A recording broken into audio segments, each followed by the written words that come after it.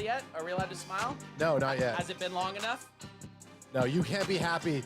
The Cowboys lost. The Cowboys are out. You can't smile. We're not allowed to smile till preseason. Not allowed to. Training camp? Till Oxnard. Till Oxnard. Or the draft? Killer draft pick. Okay. I can do that.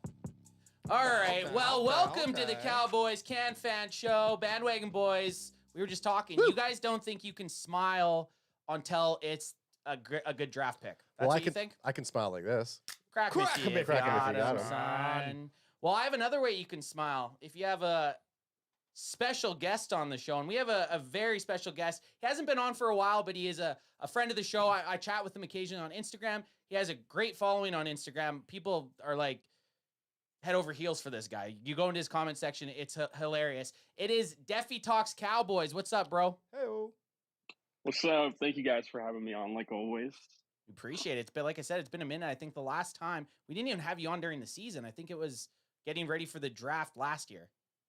Yeah, it has. It's almost been a year, actually. I kind of went into a darkness retreat before the season. Like Aaron Rodgers? Yeah, exactly like that, actually. No, but I don't know. I always have to hone in during the season, because if I don't, I start to slack off and miss all my posts. Because I have a lot of stuff that comes out during the week. I'm sure you guys already know. Well, so. You are kind of like, as far as for me, it's easier to open up Instagram to see what's going on than to search Dallas Cowboys news or go on NFL.com. And yeah, it's either I see your post or somebody that's just has a Cowboys page. It's copied, has taken your post and posted it on their page. The exact same thing. So yeah, man, you do definitely, when you're on, and you break a lot of news. And you said you went into a dark retreat during the season. How did you go into a dark retreat for the last couple weeks? Because is he down? Because we'll lead out with that. How are your feelings with how the season ended?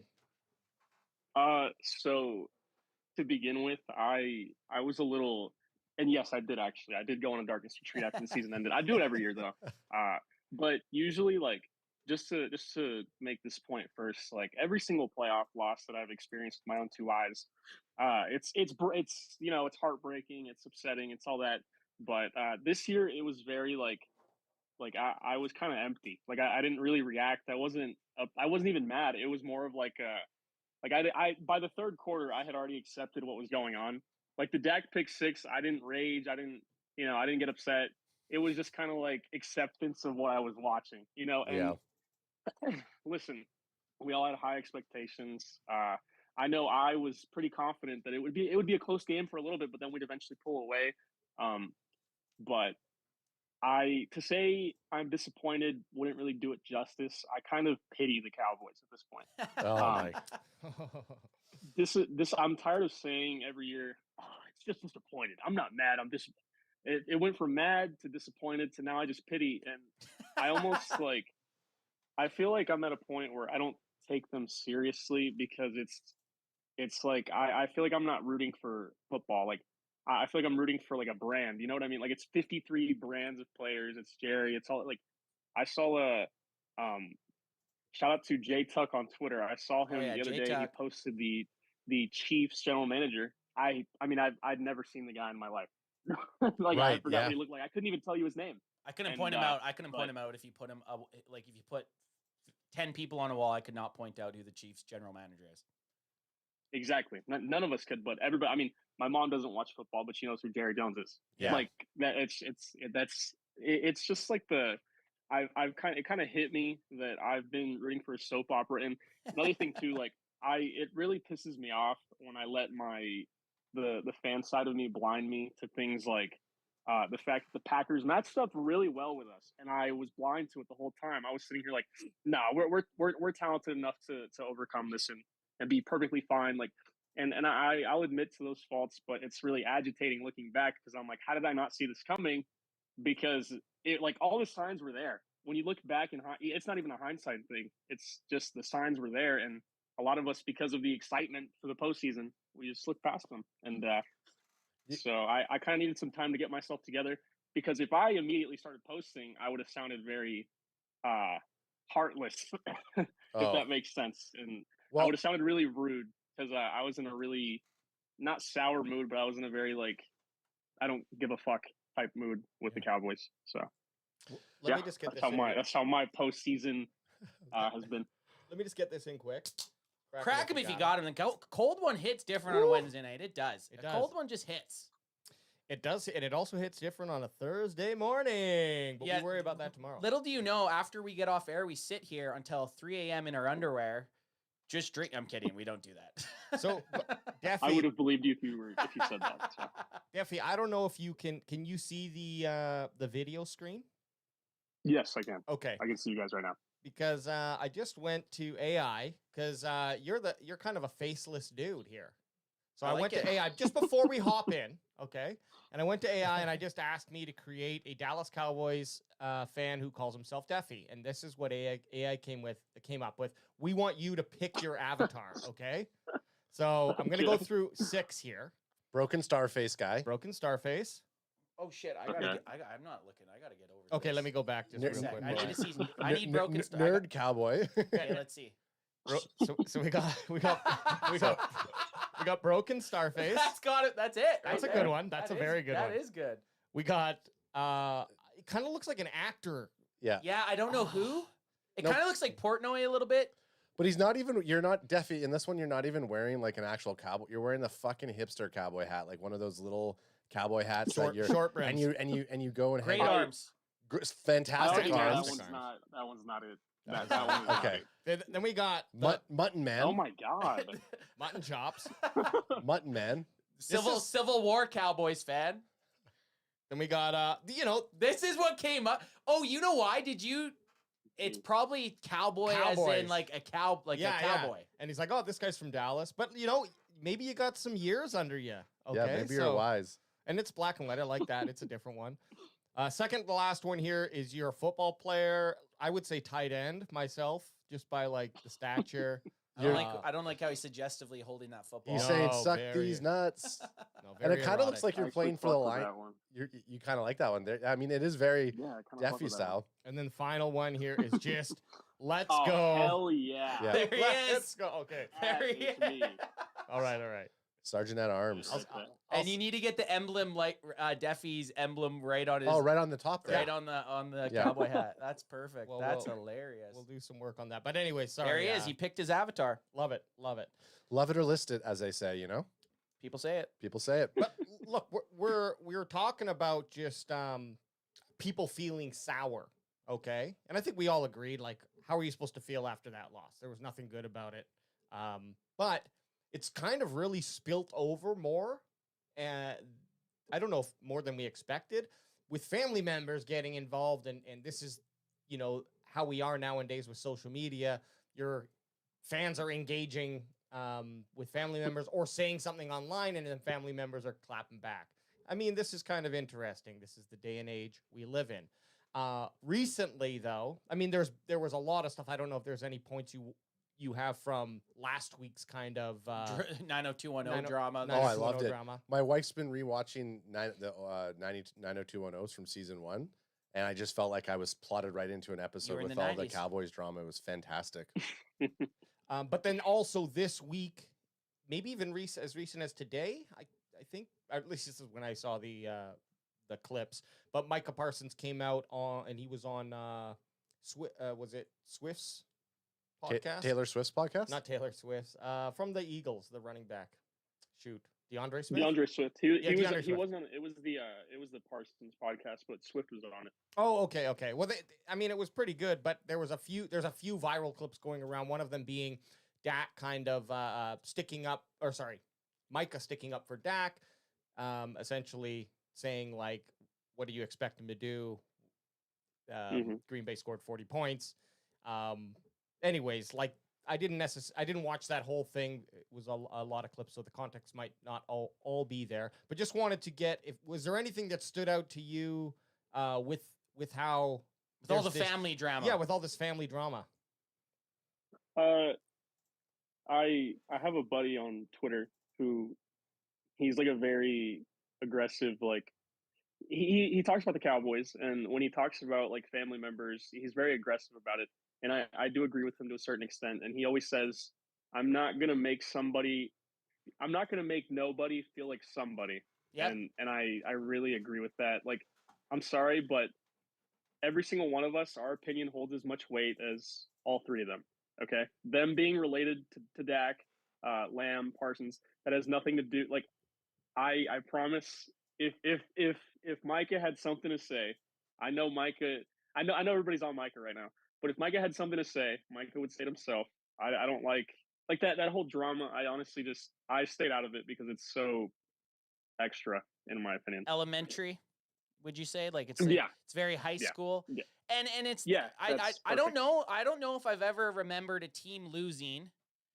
And maybe it's because I only follow the Cowboys really like to a big way, but I don't remember if the Chiefs lost a playoff game or if I don't know. I'm just thinking. Say Houston loses and someone comes out and starts a family member starts bashing C.J. Stroud or whoever. You just don't see that, right? But with the Cowboys, it's like everything that anything is said, it gets amplified by like 100, right? So it's just noise, but it gets brought forward. Like mainstream outlets were picking that stuff up. They were picking up the Terrence Parsons Jr. stuff. They were picking up CD's mom stuff. The who else? I can't even remember. There were so many of them that were talking shit. It's like at the end of the day, like you said, our opinions hold as much weight as their opinions. It's just another person spouting off. The only difference is theirs is going to get picked up by the national media. Exactly. That's why it's so shaky, because these it's very obvious by reading what these people are saying that they have no idea what they're talking about. Especially like all the things I was reading about Dak, like that was just so out of pocket and like so disrespectful. But it's also like so like forget the respect factor, forget the out of pocket shit. It's just so immature. Like it's what do you do? Like your son plays for the Dallas Cowboys. You know what is going to come with that territory. Why are you getting involved and giving the media all of this material? You know, it's so it's almost like they're asking for it. Oh, totally. And and we talked about this last week. It was Prescott's brother Tad. He had posted something and it got over 1 million views. It's like they can turn their messages or their DMs off. They choose not to because they like the attention. That's it. Exactly. Yeah, that's where I saw it. My friends or the guy that I know, he's very critical of Tad Prescott. But I understand, like I understand like the constant criticism. Now, I feel like if I'm going to give anyone leeway on the Cowboys, it would be someone related to Dak. I will say that. Because he gets the most shit. Is that kind of what you're going with? Yeah, I agree with that. I do agree with that. You know what was a bigger beatdown than even the Cowboys loss? Watching the 49ers come back the way they did last Sunday. It's like, oh my God, a team can actually do that? They can be down 17-0 and come back and winning. I just sat there because we watched the game with one of our buddies who's a diehard San Fran fan. He's not like the San Fran fans you deal with online. He's super down-to-earth guy, super chill guy. And I was just like, I was envious of him. I'm like, what the fuck does that feel like? Where you feel like you're done, you're out in the NFC Championship game, and you come back from the dead and you win it. Like I just don't I don't know what that's like. Since I've watched the Cowboys, I can't remember a single game of importance that we've been down by double digits and came back to win the game. I don't know what that'd feel like in such an important spot. It just must be such a cool feeling as a fan and as a team supporter. That's why I'm saying I feel like nobody deserves anything, but a lot of Cowboys fans do deserve better than what we're getting. Like Definitely. it is. Listen, I would sit down and swallow a 55-0 loss every single week if it meant if the Cowboys were about football and if we knew they were trying to get better and if we knew the players cared, the coaches cared, front office cared, whatever. I could still be associated with that and be like, okay, it's fine though because we're going in this direction, whatever. But in this day and age, like being like Aaron Jones coming out and being like, we're gonna punch these front runners in the mouth. Like it's not just fans that see it; it's the entire NFL that sees it too. You know. Yep. Cowboy Reg says it can be argued that our offense did come back. The defense just kept giving up scores. That's the difference between our comeback and the Niners' real comeback. The damage had been done by the offense already. Yep. the pivotal interception in the first in the red zone and then the pick six, that wasn't the time. Like, I can't remember the exact score at halftime, but it was like, I don't know. It makes it hard. 27-7. Yeah, 27-7. You're down 20 points, and then the offense didn't start scoring until the fourth quarter. No, are you talking about the Niners Lions? No, or the Cowboys game. The Cowboys didn't start scoring until the fourth quarter. The game was done. When they started putting up stats, the game was done. The Niners started coming back midway through the third quarter. And he's not wrong. Whoever said that, he's not wrong. Cowboy Reg. The San Francisco 49ers absolutely made a few plays, and their defense made some plays. But you also can't get down. Like, our offense was the identity of that team, of the Cowboys team, right? So he makes a good point, but I don't agree with it completely. Well, that's a good segue, though, what Deffy was saying before I just wanted to hit. You know what? I just guess what? Hit chat up. No, I just want to say chat. A lot of love for Deffy in the chat right now. A lot of good love. I can't see it. Oh, really? Oh, well. Yeah, I couldn't see it. If I'm getting, I love all of you. Hey, whoever's in the chat showing me love, I love you all. Did you see your sweet avatar though? Hell yeah! I noticed it the moment you put it on. Gus, our boy Gus, GR7 says, and yet the Cowboys are still the most valuable franchise in the world, and even with the mediocrity. So I can imagine the Jones are okay with our results as long as the money is rolling in. I'm gonna buy 5 jerseys next year. Exactly. Yeah, and we will, and that's the sad part about us. We have a sickness that we just can't be cured. Do you actually call them your team? Do you say we when you talk about them? I do. Yes, I do. Deffy, you don't? I'm a we guy. I'm a we guy.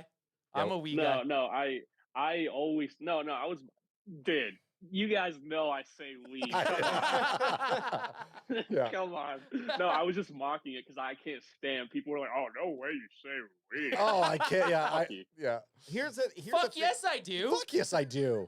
It's such a fan. It's like if you're going to be a fan of a team, you're either half in or all the way in, right? And those who say we're balls deep. We're balls deep. Now, I'll correct myself in conversations if someone keeps saying if they're winning or losing. It's like fine. No, I'll just be like fine. Like I will think about eliminating that from conversation if it's going to trigger the person who I'm talking to every time we say it. Or just do it a little bit more.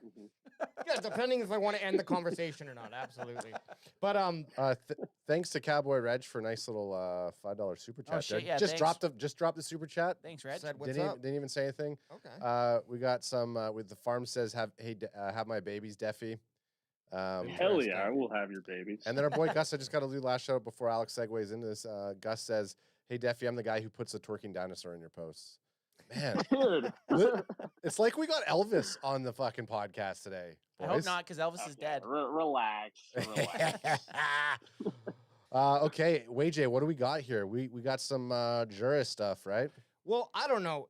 To me, Jerry Jones had some recent comments that I thought were written incorrectly until I went and listened to him say. It doesn't really make a lot of sense, but Jerry Jones says he's all in and wants to put. I'm paraphrasing for him, and wants to push the hell out of 2024 as the Cowboys change their philosophy. There was I don't know if it was a single interview or multiple. It was at the Senior Bowl. There he had like a 30-minute interview. And in that, he was talking about how the Cowboys are going to be going all in for 2024. For me, my biggest question is like, okay, and Jerry's never going to answer this, being the cryptic man that he is, being the salt slayer he be. But what does that mean? Like, what is the difference that he's talking about this year than last year? Well, Deffy, I don't know. Did you listen to the interview at all, or read some of his quotes?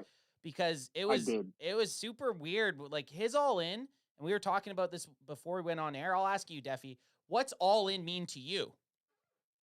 Well, all in to me is look at what Philadelphia did after the 2016 season and look at what Philadelphia did after the 2021 season.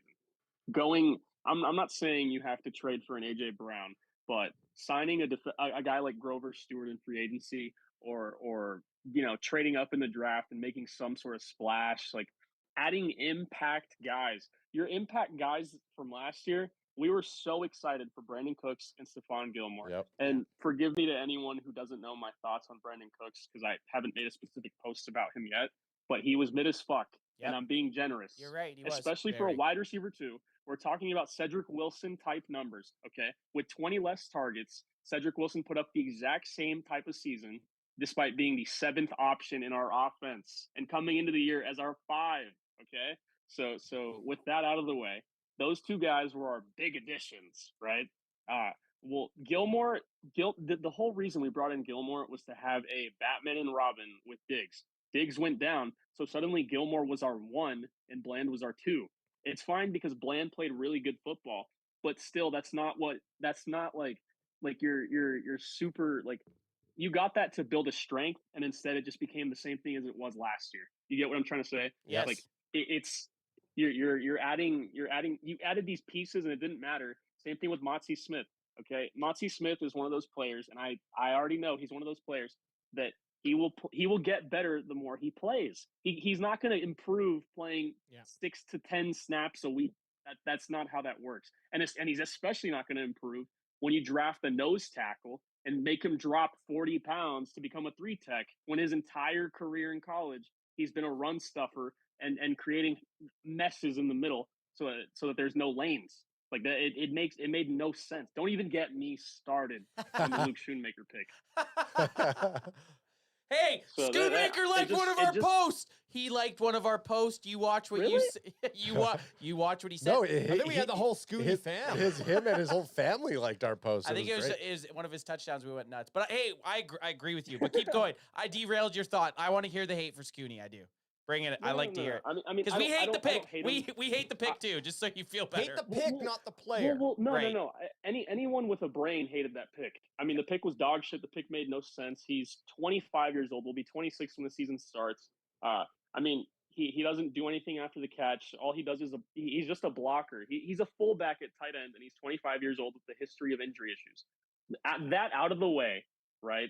Just to be a little nice. I was one of the people that was a little cooler on him because I'm like, okay, maybe you can have, these 2 tight end sets and you can make it work a little bit. He's a really good blocker. The run game will improve, but that shit is not worth the 2nd round pick. And that is not even close to what you should be, that is not even close to what you should be doing after how our offense performed in the playoffs a year ago against San Francisco. You should be adding monsters. 1st and 2nd round need to be playing. They need to, and this is, I don't give a shit. We weren't fans. We hated the Mozzie pick. And then we had so many people freak out at us for freaking out about the pick that we were kind of changed our stance so that we didn't lose followers. We're like, maybe we don't know football. We do like but the pick. we don't pay attention to enough college ball to be like, oh, well, maybe this guy is the fucking answer, and that would be awesome. But that's what we started second guessing ourselves. So we start second guessing because it's like, well, look, I've watched a couple highlights on the dude. I can't make a judgment off that.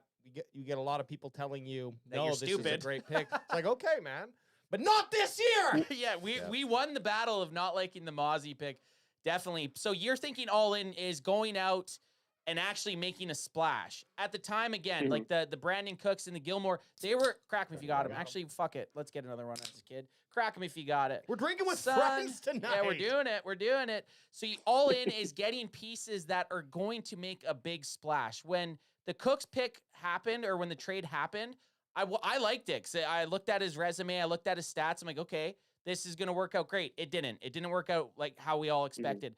And again, you mentioned the Gilmore pick is great when we had the depth. We had him being in a nice 2 situation. We want something big. If you're saying all in, like if Jerry Jones goes and says, I want all in, I'm expecting like the LA Rams a couple years ago, like making moves where you're actually all in, trading a 1st round pick, trading maybe a pick in next year's draft. Like, do you honestly believe this is your window? We talked about it last year, even that 2023 was a very big part of their window, and they had a chance. They had a chance to add a Derrick Henry at a point. 2 years ago, they had a chance to add Roquan Smith. Could you imagine Roquan Smith and Micah Parsons on the same fucking defense? Oh my goodness! But you know why we didn't get him? Because we wanted to draft a Luke Schoonmaker. Saving it for Lukey, Scooney. That's That's my biggest thing. Draft picks are so fucking overrated. If you're gonna use these draft picks, at least hit. Please stop drafting Luke Schoonmakers in the second round. I'm begging. Or if you're gonna draft someone in the second round, please play them. I'm tired of watching Sam Williams on the bench. I'm us exhausted too. by it. Yeah. And my biggest thing last year, I always got asked, why do you want Jahmyr Gibbs so much? We shouldn't draft Jahmyr Gibbs this year. Oh my I want a God. guy that at any given moment he can change the game. Yep. Any given moment, Definitely. you blink and you could be, you have 7 points all game, you have 3 points all game, and it's the third quarter, and all of a sudden you look up and this dude's taking it to the house, just like Pollard used to. But Pollard obviously isn't the same. It's shit like that. That's what we need. We don't need jump ball guys. We need guys that can take that bitch to the house. And to your point earlier about playing these younger guys, and they need snaps to progress to the NFL level. You look at Gibbs's trajectory and how he turned it up at the end of the season. Like that's the whole progress that you want with your rookie. Maybe he struggles a couple weeks in the beginning, but you don't give up. You don't relent. You keep putting him out there. And mind you, running back is a little bit different because there's probably a lot more opportunities. They're very plug and play. Running backs are plug and play, but when you're on an offense that all they need is one plug and play player, like a lot of Lions fans hated that Gibbs pick. And like you said, AJ, sure, at the start they were probably like, yeah, what were we doing drafting this guy? And guaranteed by come postseason, they were all fucking ordering 26 jerseys. Guaranteed. Exactly. I mean, how did they feel when he was taking it to the house against the 49ers? Exactly. He was the best. He was their best offensive player almost in the divisional and in the NFC Championship game. You get him for another 4 years for cheap. Well, exactly. That's the beauty. And he had a couple great games, and then he didn't have a couple more snaps, and then all the fans were, why are you giving it to Gibbs? Give it to Gibbs. It's working. And so then they start giving it back to Gibbs. They stopped doing it. So, but just on to bring us back to this Jerry Jones comment. Yeah. I dare you to bring us back. No, but I dare you. I double dog dare you. We touched on a lot of issues, and that's the thing we talked about last year. And I think this year is still a year where you still have the pieces in play. You can build off of that really nicely. But I hope what Jerry Jones means is, we're going to basically sell out next season, the season after that, to go all in with the squad we have. It doesn't mean, of course, you blow up the house or anything like that, but it's like, no, we're putting trade away draft picks that can bring in a player who's ready to play now. Like you mentioned, Roquan Smith would have been such a better option to have. I just don't even as a trade for drives me nuts to even think about it, man. Well, right. So if those opportunities are there, I hope Jerry Jones is exploring and his them. Team. Can we bring up the clip that I posted about what he talks about this? I clipped a minute-long clip of him talking about it and how he explains what all in is. I don't think he actually understands what all in actually means. He's talking about it, and I'm just going to give a little preface to this. He's talking about all in as a financial aspect and what they're doing with their cap, but he's not all into fans. So let's just listen to this here for a second. Oh, hang on. Let me just switch that audio up. Deffy, do not fucking judge me right now, okay? Judge him. With looking ahead at our key contracts that we'd like to address, we'll be all in. I would anticipate we'll be all in at the end of this year. So when you say, is there any thought, I think we'll strain we'll push the hell out of it. Is that doing something different than you have in the past in that respect? Well, it will be, it will be going all in on different people than you've done in the past. Okay. We'll be going all in. We've seen some things out of some of the players that we want to be all in on. And yes, I would say that you will see us this coming year not building for the future. Today, so Junior. I take that as he's saying, yes, they're going to go all in by paying Micah Parsons. They're going to pay CeeDee Lamb. They're going to pay Dak Prescott. What does it mean they're going to spend money on free agents. No, which to No, me, it mean- I it don't means- get that. I well, didn't get that from that at all. I He got it. said We're key gonna. contracts. He said key contracts. That's So not all into me. he's going all in on Dan Quinn to keep Dan Quinn here. That's expected. You Oh, re-sign. hell yeah. You Yeah, you re-sign your diamonds. Your A pluses. You re-sign. You fucking idiot, Jerry. If you're listening, I know you're out there. I got your signature right behind me. We're still reeling from 3 weeks ago. That is you're expected to re-sign your A pluses. We need you to go find a B plus that can start somewhere else. Or another A plus that you can bring in. Get rid of 3 of your B pluses for 1 A plus somewhere, or trade all of your draft picks for an A plus. I'll take that too. That's what I'm hoping he's meaning is doing things differently. But you scare me when you make that argument, Ant, because He just bumbled his way into saying they're going to pay their good players. Is how I read that. EJ Savage of Boys in the Zone says, Anth, they're going all in. They traded for Trey Lance, man. Our boy, All Even Podcast with Barry Grant Jr. says, Jerry Jones is a master gaslighter. Going all in for Jerry is bargain bazaar shopping. He hasn't made a splash since T.O. True. That T.O. was a good Don't splash, forget though. Brandon Carr. That fucked up. Brandon Carden, oh man, that was a bad one. Who did we trade? What was the other wide receiver that we traded for? He was Texas. I know played for, exactly he what you're played for talking about. Detroit. Oh, Williams? Yeah, Roy Williams. That trade, Roy remember, that Williams. was supposed to be a big splash like 15 years ago, and it was just like a dud. Here's the thing, though, on the trade for Gilmore and the trade for Cooks. They were cheap. Cheap, absolutely. And obviously, like, I was pretty hyped on Cooks. Could you imagine what the teams would have been like had they not made those moves? And I'm not saying, we need to praise Jerry Jones, but they did turn out to be, even with the lack of stats, they did turn out to be necessary trades. I'm not arguing that we couldn't have got the same production from someone else, though. The Gilmore one, for sure. I agree. The Gilmore trade to me wasn't bad, but I wouldn't consider, like, after those trades happened, it was like, okay, we got depth, right? We were all thinking depth pieces. That's not the same as, like, making a move and everyone's like, holy shit, they actually are trying to win the Super Bowl here. Yeah. Yeah, you tag Gilmore and a couple of other players around that level if they're aging vets, and you're shoring up your linebacker position, or you're putting another person in for Hankins outside of Mozzie, or like Duffy said earlier on, just give Mozzie some more fucking reps. Like, then you're focusing on the now. When he says an all in, I don't give a shit if they, like, you're expecting to re-sign Micah Parsons.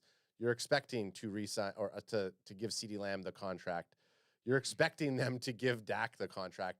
Like, we all know that that's going to happen. Give us something else. Don't even have comments like that. Bigger news would be Jerry Jones saying, look, we're going to make some changes, and we're not going to be investing in certain players that you might think we are going to be, or at least we're going to make them wait another year or something like that. Like, to me, it was always inevitable. I want him to come out and be like, heads are going to roll after that loss. Like, I want somebody to come out and be like, someone's getting held accountable. Look at how I sound and look at my face. I'm dying in front of you all. Has there been any? My thing about that. Sorry. No, No, go go for ahead. it. Never say sorry. You cut us off. Cut us off. We love it. We do it. No, it no, makes I- it. No, it no, makes us no, feel. no, no, no, Please no. do it. See how I'm doing it to you right now? We love when you do it. Do it. Listen, I understand that, like, a lot of fans want to go, like, for, like, the top free agent, but there's so many, like, telling us that you can't pay an Azeez Al-Shaair or a Grover Stewart or a David Montgomery last year, guys like that, telling me you can't pay those guys because you're paying, Terrence Steele coming off a torn ACL, you're paying Michael Gallup after you paid him after he tore his ACL, you're paying a Dante Fowler, like, and these aren't even big contract guys I'm talking about. Azeez Al-Shaair he's not even making $10 million right now. Okay. Same thing with David Montgomery. Like, these are all guys. If we got all of them, they would be making not even comparable to the money that Gallup and Steele are making. So that those excuses that, these guys are too expensive, that's not true. There's hundreds of guys that go cheap and make an impact through free agency every year. Every year. Yeah, you're absolutely right. It is one of those things where it's almost like we've talked about it before. It's that, hey, consensus says to do this. I'm going to do it. I'm going to do it the Dallas Cowboy way, and it's we made the decision, and we're not going to say that we made that mistake. We like our guys. That's the saying. We like our guys. Like they would rather sign a Michael Gallup and a Terrence Steele. And I'm going to ask you, Deffy, does it make you worried a little bit about Diggs getting all his money and now he's coming back from a big injury? Do you think he's going to have one of these slow starts to redemption, or do you think he's able to, and I know we're kind of going all over the place here, but do you think he's going to be able to bounce back better than these other two guys? I think Diggs is one of the most physically gifted players in the league, probably. But I genuinely don't have an answer, because I thought Gallup a year after I gave Gallup that first year, and then after that I was like, okay, he's looking good in camp. Even after the Cardinals game, I was like, I know we just lost to the fucking Cardinals, but Gallup looked really good, and then he did nothing for the rest of the year until we were down 60 points in the playoffs to the Packers. What the fuck? Right. And then same thing with Steele. I mean, opening game, Steele was looking really good. And then week 2, really good. Week 3, really good. And then he fell off a fucking cliff. Steele has always been bad against good teams. That's not anything new. But now he was a liability, like borderline useless type shit. And that cannot be happening. So to be honest with you, I'm definitely afraid that Diggs will suck. And I think if the right guy is there in the draft, you might have to look into cornerback in the first round, because you cannot risk this guy being terrible and you forcing yourself to keep him on the field. Are you worried that if we'll get into it, but since we're talking about CBs, if Dan Quinn goes and Al Harris goes, are you worried that we're not going to have that cornerback whisperer anymore, who can help some of these like younger secondaries come in and become dogs like Bland? Fuck no, because I know I like the that confidence. our drafting is. I think our drafting. Listen. I've always liked Dan Quinn. I've always rooted for Dan Quinn. There was a point in time where I would have been cool with Dan Quinn as our head coach. Okay, but as of now, I don't think he's as responsible for the cornerback play as the drafting is, because yes, he's playing a factor, but guys like Deron Bland don't grow on trees. Okay, this same guy pounded the table for Kelvin Joseph. Okay, I'm not worried. Right. Kelvin Joseph is more talented than half the guys on in our cornerback room right now, but he was terrible. That doesn't really I think with the right coaching staff, and obviously Will McClay doing his thing, will be fine at corner. And plus, they already did their jobs there. As long as Diggs doesn't suck, we'll be fine, I think. That's Boss Man Fat on this show to you. I do want to know. Do you have any questions from chat? Or there are lots, chat. Okay. I can't keep up, but I'll just say this because on the CB thing, because this was what Ant's been calling all year. EJ Savage says, I was called stupid, not by us. I was called stupid for wanting Porter. Just in our chat, in our private chat. Yeah. Joey Porter Jr. He wanted Joey Porter Same. Jr. over Mozzie Smith. Joey Porter Jr. instead of Mozzie Smith would have been We don't huge. need a CB. Dude, Joey Porter was my number 1 player on my board, my Cowboys board. Like, I wanted Joey Porter so fucking bad, it's not even funny. But I mean, I even said before the draft, I got a little too into the Mozzie pick because of the potential. But at the same time, before the draft, I was like, I would rather take Keanu Benton in the second round than take a Mozzie Smith in the first round. I made that clear in my I had like a whole draft overview post. With the amount that he actually played, you're absolutely right. You know what I mean? Like Mozzie wasn't the guy. And by the way, your sum up posts that you do, we always look at that for some satiating topics to cover. Yeah, so we need stuff to steal. We steal it, and we talk about it like it's ours. Yeah, Hey, steal any fucking time you need to, dude. That is what my page is there for. That's why I do the interesting statistics and all that shit. Hey, and now that we got your avatar, we can flash that up to subliminally message people while they're watching. It's like Fight Club when you see the dick come up on the screen for a split. Every now and then, I'm just gonna flash fucking Deffy's AI generative. Did I just see Deffy Cowboy? Yeah. What I want to shift us to, and it's going to continue the conversation. These are smooth transitions, okay? Smooth segues. Little Thailand tuck, if you will, from one point A to point B. Yeah. So, and that's not a secret code for like a hand job or something. Those are vehicles that are. Yeah, the Thailand tuk tuk is a Gotcha. vehicle. It's The a Thailand vehicle. tuk tuk is a vehicle, not what anyone listening thinks it is. It's a little like bike tuk tuk. It's like there's a rickshaw. It's like a rickshaw. A rickshaw.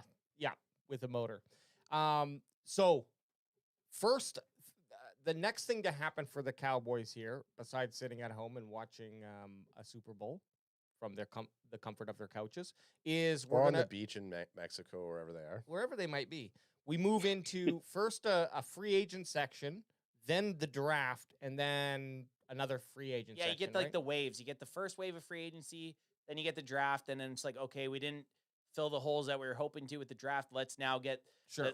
the second thing, and then the third wave of free agencies, like training camp injuries, shit like that. So yeah. And so I just want to like do a little bit of a I don't know, brainstorm here with us. What would be who are some potential free agents you would want to go after, like with the bank pre-draft, and then we can maybe talk about draft too. But yeah, just like, is there anyone out there who's going to be a potential free agent that you're like, look, we need this guy on the team. He's going to solve a lot of issues. I throw that to you, Defy. So Aziz Al-Shair, number one. He's a linebacker for the Titans. He was with San Francisco a year ago. That is my number one priority. He signed for so cheap. It's unbelievable. I would do anything for him so that we don't have to worry about linebacker in the draft. And so you can keep, if you like Damone Clark that much, you can keep him on the field, or you can draft an Edgerrin Cooper and get both of those guys on the field, which I would rather do. But regardless, a guy that who's gone under the radar, I guarantee none of you guys know him because I didn't know him until recently. His name is Malcolm Roach. Played for the Saints. He's like a big That's like Papa run Roach. stopper. I think you're talking about Papa Roach. He's a big run stopper, and he would be like a cool little depth piece to have whenever Osa isn't on the field, and whenever we need to put Hankins and another big boy out there instead of having Motzi out there getting mauled, or Osa getting mauled, or Neville Gallimore. Especially Neville Gallimore should not be seeing snaps on our football team. I don't know why he even made the roster. He should be gone. You know what's crazy, Defy? Because I was on the same wagon. Like the wagon is get Gallimore off the team. Like I didn't understand it. And then at training camp when we were watching him live and you were watching the D linemen go through drills, He's fast. he was for whatever reason he looked like one of the best players out there. And then he gets out to the field. I don't know if it's because he's undersized for his position or what it is, but it's like I couldn't believe, like, watching him at training camp. I was like, man, 96 looks way faster than any of these other big boys. And then you get into a game and he just gets blocked out of everything. But I agree. I think he's off the team. But AJ, let's get. You said Malcolm Roach. We got to get a picture of this guy up. What's Malcolm Roach look like? we judge strictly on how a free agent looks. That's how we go. We usually go 1 to 10 on looks, and then skills close behind it. So you said Malcolm Roach, and then I'm not even going to try to say Aziz Al-Shair. Aziz Al-Shair. Let's check these guys out. Okay, let me just get Malcolm Roach up here first, and this is his Longhorns photo. Yeah, but what's the program that we always use? Yeah, but that's for draft. That's for Buzz. draft. Do they not? I know. It has a photo, but it seems consistent that way. But this is fine too. That's for draft picks. If I can just get this guy's effing photo, come on. See, there we go. He's working. He's dangling it here. There he is. Here, let me bring it up. I mean, he looks a little stoned to me. I like that, and he's got a button. He's an undrafted free agent. Okay, and buttoned up. I do like the button up Longhorns Nike orange button up. I might just wear that. I might get one and just. We all got to do our. We got to do ours. Well, we have to do our player photos. Yeah. How have we never done player photos? You're right. We absolutely do have to do player I'm photos. giving him on the looks. He looks like a cool guy. Looks like he's going to help. I'm giving him a 10. 10 out of 10. You guys already know who Patrick Quinn is, but that's one of my if God is real picks for free agency. Do you think he might be kind of outpriced, though, a bit? Do you think? Well, shit, yeah. That's why I'm saying if God is real, then they would, do that. But But- if you want to invest at linebacker or defensive tackle, another one was Grover Stewart for the Colts. Yep. That is my true dream. Him and Aziz Al-Shaair, and I'd buy both their fucking jerseys. We were talking about Grover last week, just briefly, and he was on our short list for like actual potential purchases. with price, how much he's potentially making going to and get, how much he's projected to make. Yeah, exactly. It looks like if you shuffled money, you could make a move at him. Like he's a realistic pick. There are guys like Patrick Queen. Obviously, he's going to be on the top of everyone's list. You would love him. The reality that the Cowboys are going to be able to sign him is very, very small unless he took some sort of unless Jerry goes all in. I mean, that's what we're talking about, all in. And then this is what's his name? Ashir. Aziz Al-Shaair. Al-Shaair. Say it again, Alex. Aziz Al-Shaair. I like him. I think he's got some business acumen to him, or if that's the I feel like we word. got to recreate this picture with AJ. Oh yeah, for sure. Here, he whooped our ass in the playoffs in 2022. So yeah, I mean, Sign him up, linebacker. We need linebackers, man. I'm all for Cowboys pre-draft going in and plugging holes with guys who Plugging holes with guys. Yeah, man. plugging holes with guys, getting that Jerry glory hole going. But no, like dude, plugging those holes with guys who we know can play the position already. And to me, that means all in. It's like, yeah, this guy can play next year at the level we need him to.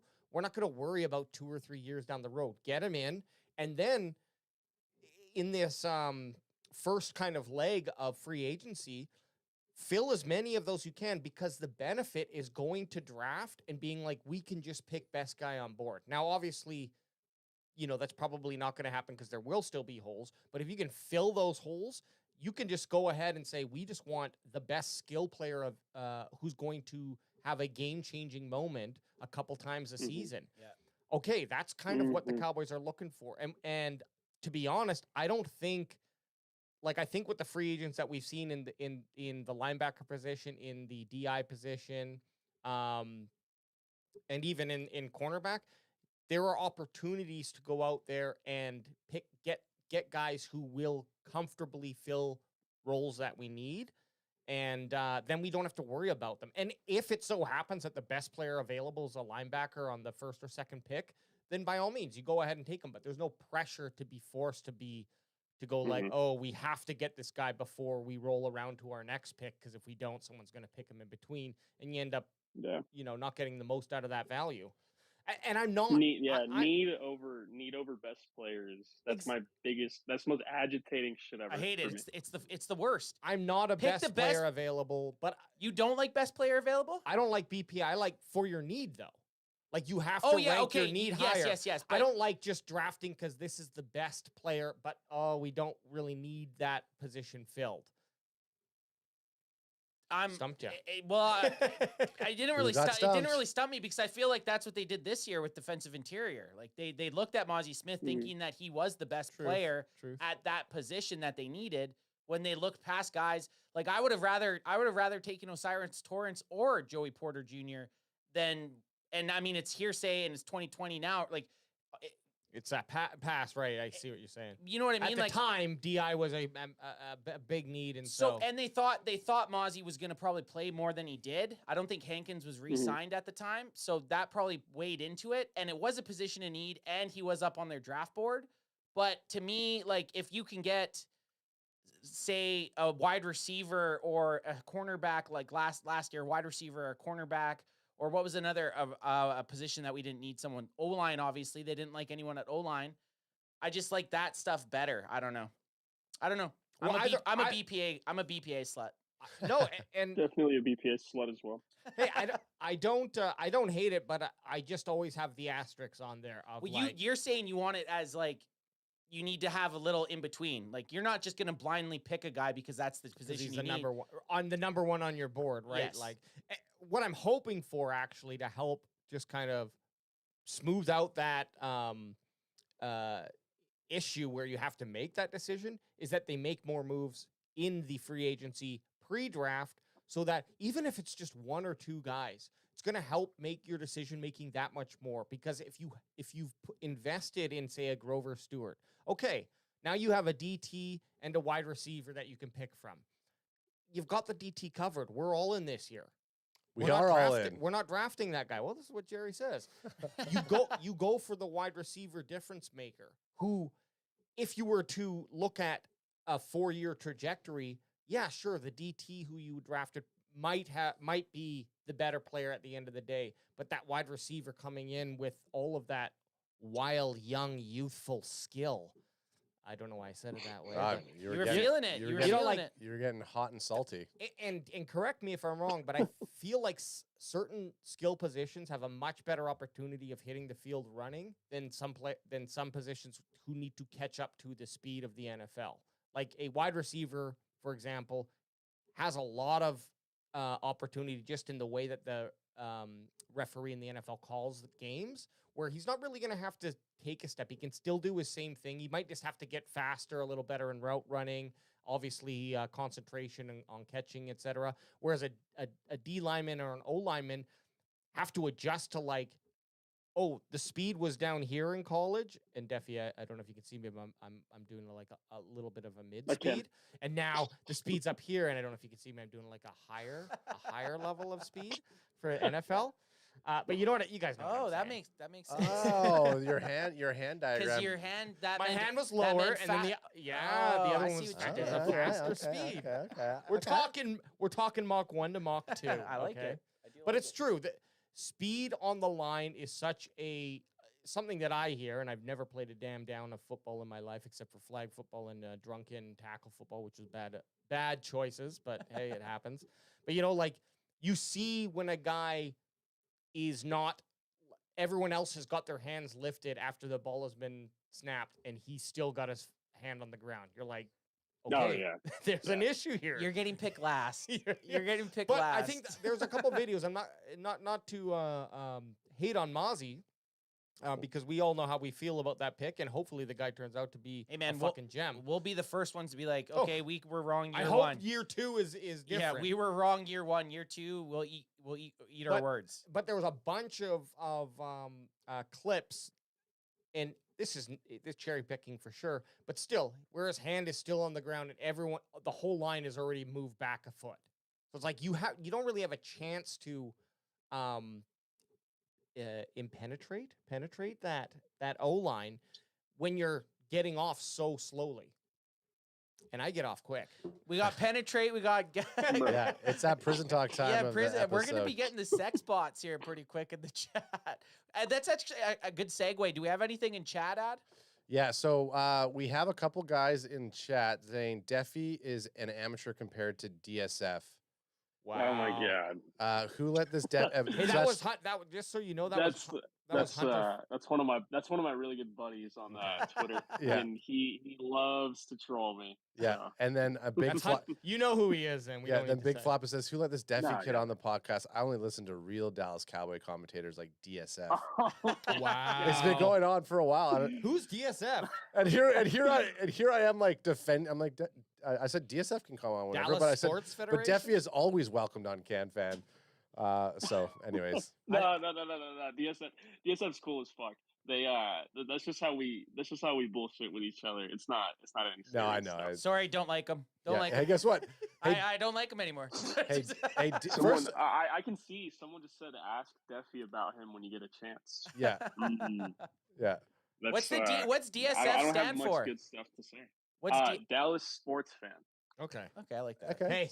Hey, His user on Twitter is DAC2CD88. I met him when he had like maybe 400, 500 followers back in the summer, and we became. He was always trolling in my comments, but I thought he was really funny. So we built a relationship over time, and we actually started playing video games at one point. Sweet. And we became really, really close. Every time something happens, he talks to me. Every time something happens, I talk to him. Just one of my guys. And now he grew fast. I remember he got to 2,000 followers in the summer, and then his account got deleted. And he made another one, and I was like, "You're gonna get back to 2000 before the season even ends." And now he's at like, I think he just hit 6K the other week. Damn. Like he's growing fast.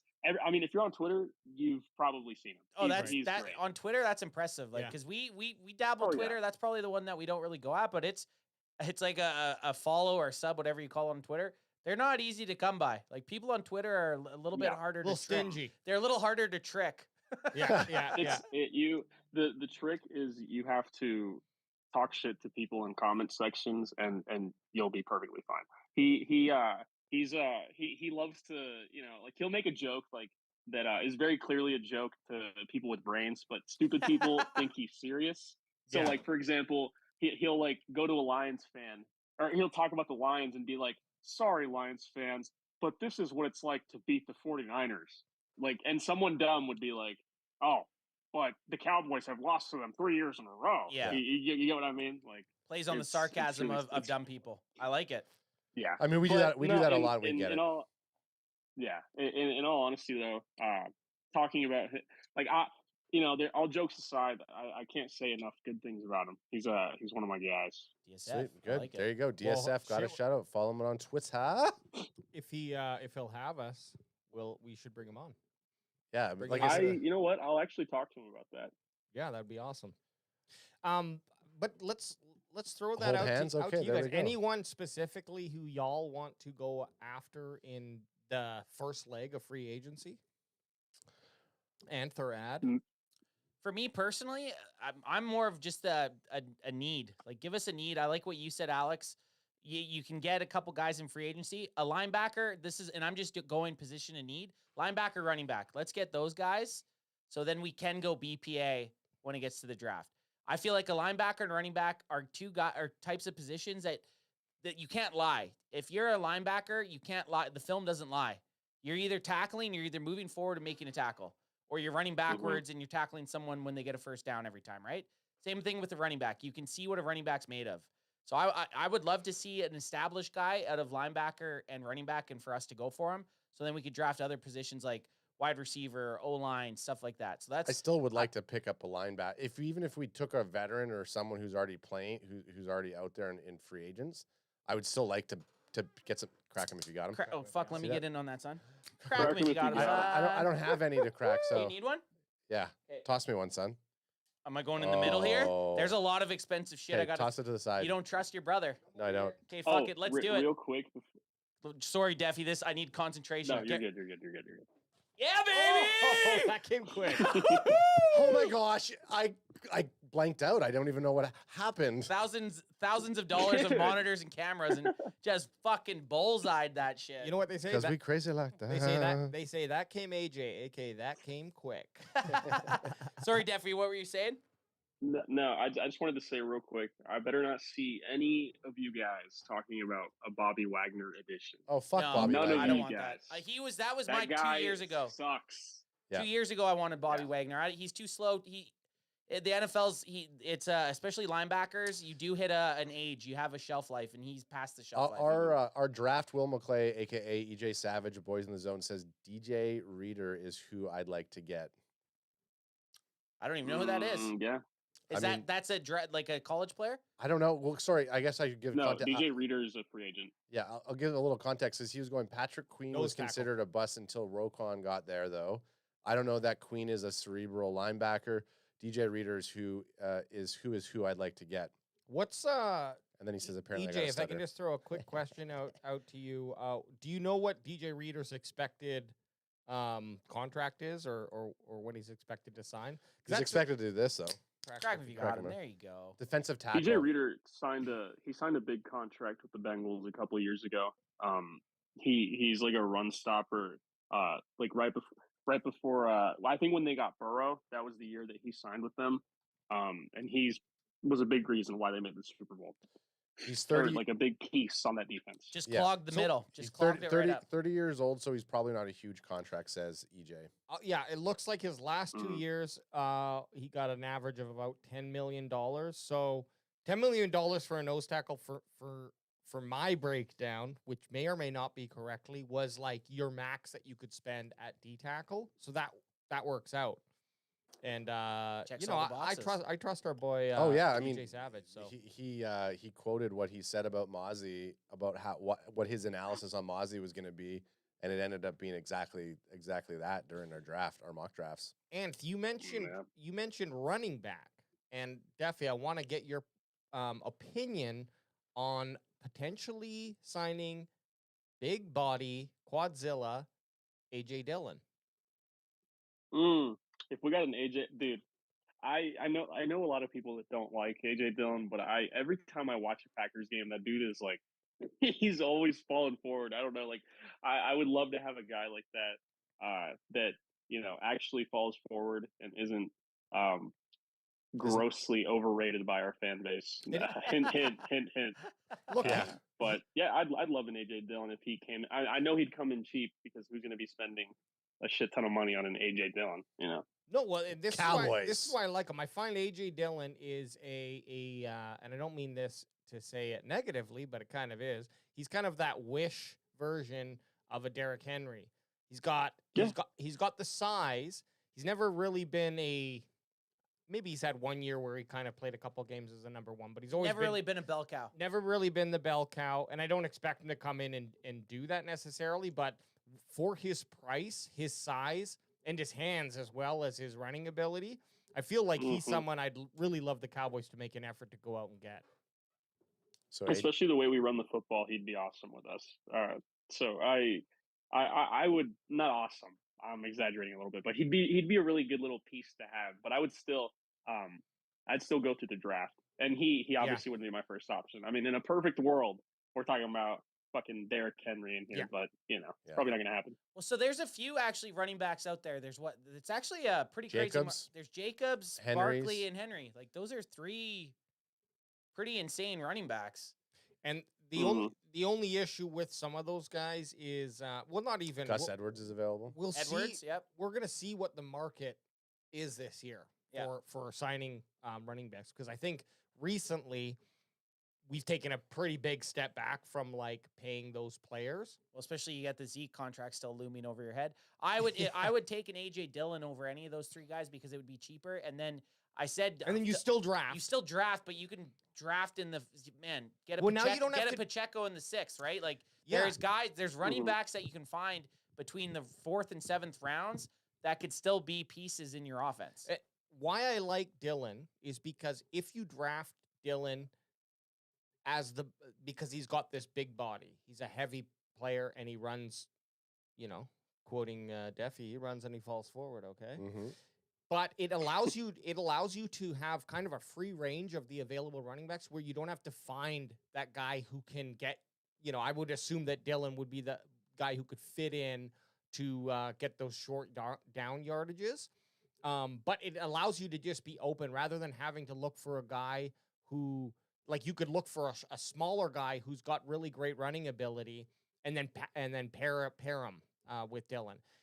That's why I like a pick of Dillon. I guess you could look at it the other way too and be like, no, you can go out and get the other style of running back and then look for a bigger body running back. But just from what I've seen, I don't know that there's as many available big body running backs in this year's draft as there is if you could go after get Dillon for $5 million a year, $6 million a year, whatever he might be.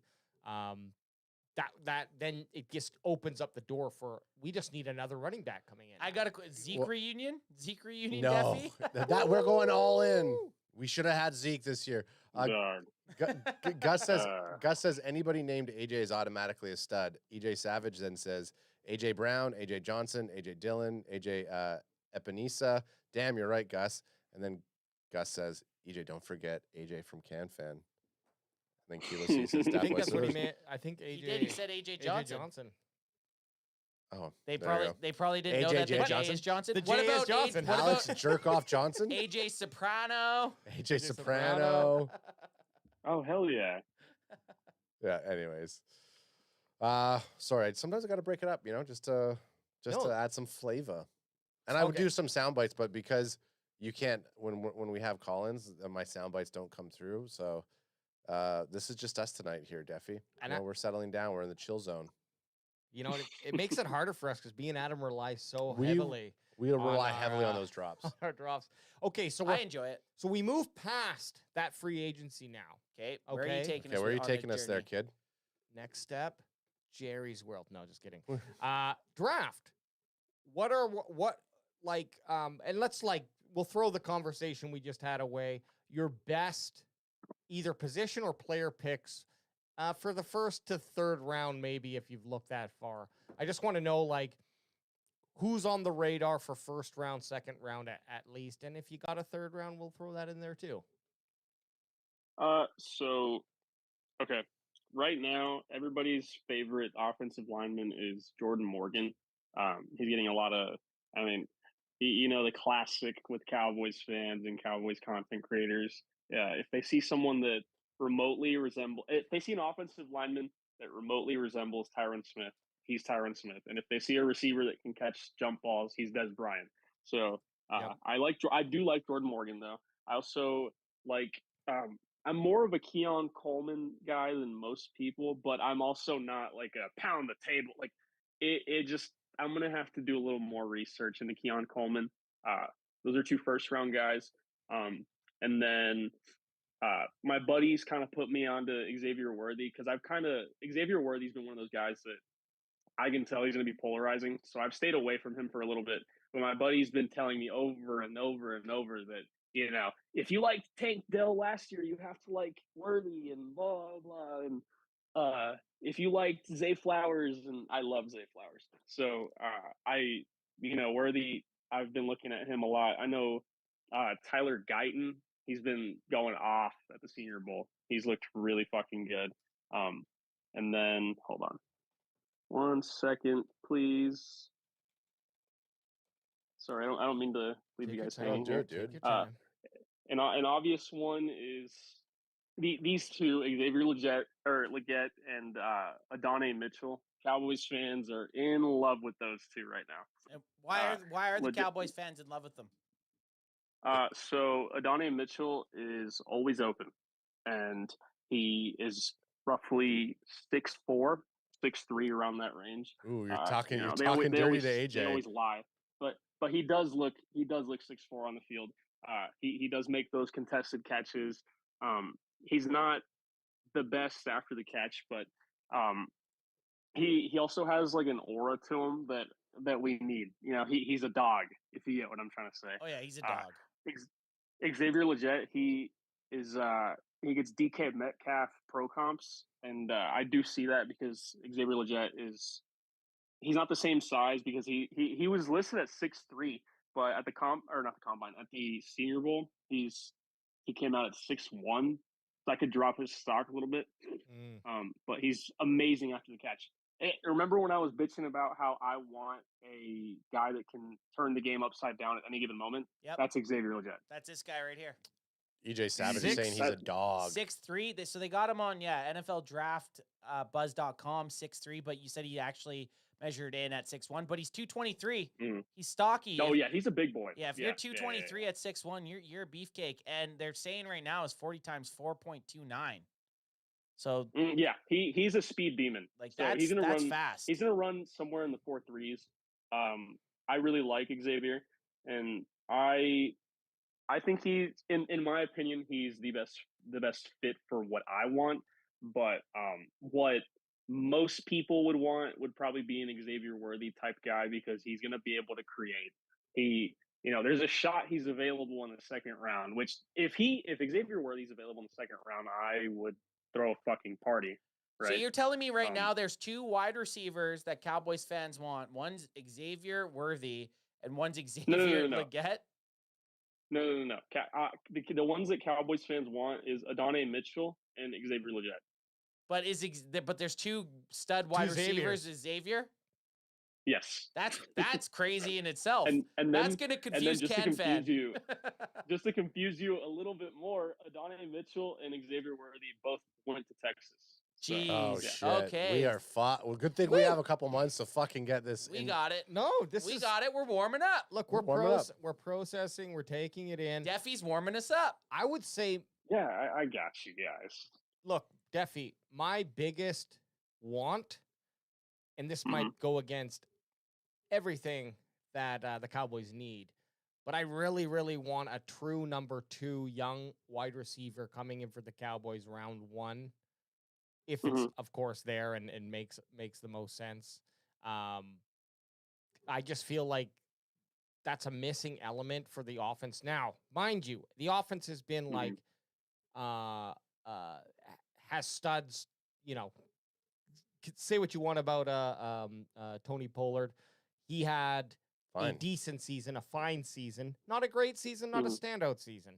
But I would really, really like to see them. Okay, you've got a really strong offense. You don't put a lot of money into your defense, but you ended up with some really good gems out there. In the draft, I would really love to see them solidify that offense and just say, we're going in. Here's our number 2 wide receiver. Picking a guy. Who's the other guy that we were talking about? Troy Franklin from the Ducks. From the Ducks. Wait. Are you asking me who we were talking sorry, about? he was pointing at Ant. I'm pointing at Adam. Ant, sorry. Right, just we've done a couple mock drafts off air, and one of the main stud running backs that keep showing up is Troy Franklin, Wide receiver. The wide receiver. As wide receiver, sorry. Yep. Within our draft. Now, I don't know how much you can trust. We'll actually have to go back and see like how we can look at this, like how our early draft picks and the actual draft. Not terrible, actually. I've done it. It was more close, I believe. I went back and sometimes. looked at some of our shit last year that we were hot and horny about at like this time of the year. And if the Cowboys would have drafted even close to some of those teams that we mock draft, I mean, they would have had no Mozzie Smith. Yeah. Or Schoonmaker. Or Schoonmaker. Or Scooty. But for me, like as good as that pick was. I understand like not wanting to go for a wide receiver, but for me, I just in my money, but Deffy's saying that a lot of Cowboys fans do want wide receivers.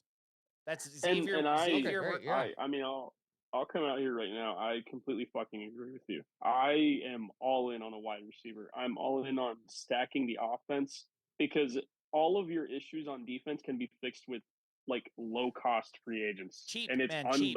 unbelievable. Defensive interior guys, linebackers, you can get a plug and place guy for a lot cheaper than you're going to find a stud too, right? For sure. And not only that, but like forget the fact that you could easily find these guys and plug them in and worry about whatever you want in the draft.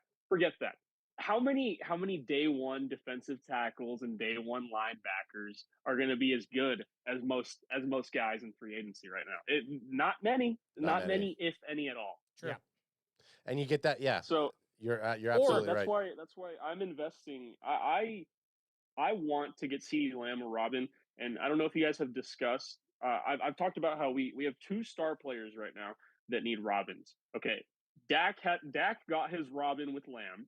Right now, Lamb needs his Robin with a wide receiver 2 next to him. Right. Yep. Now, I also think Micah needs a Robin next to him because listen, I understand Tank is a good run defender. Cool. That pass rushing isn't good enough. Okay, I'm sorry, but Micah getting double teamed plus chip, and we're still not getting pressure. That's unacceptable, and that also lies on Osa because Osa needs to be making a bigger impact with these looks that he's getting. He died off. off. So does Tank, and he did, and so does everyone on the defensive line when Mike is getting all these open looks for guys. That's why Sam Williams needs to play more so we can see what we have. But if you're in a position where a Jared Verse is available or a Latu is available, you kind of have to invest into the defensive line there because this defense is trash when Micah Parsons isn't on the field. Agreed. And interesting. I like that you say how you do the every guy. The one needs his 2, or like Batman needs his Robin. Even for Micah, to me, like I feel like even just a run stopping or an actual middle linebacker could still do could still play into that. Imagine if Micah gets, instead of these 2nd and 4s, we're facing a 2nd and 8 or a 2nd and 7 where they're more than likely throwing, right? Like the NFL is pretty much the NFL. If you run it on first down and you don't gain 5 to 7 yards, you're more than likely throwing it on 2nd down.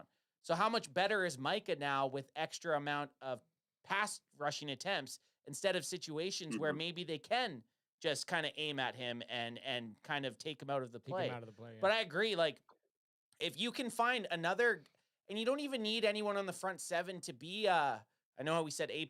We've done our Super Scion rating where there's an S, a Scion, A, B, C, D, E, F, G, blah, blah, blah, blah.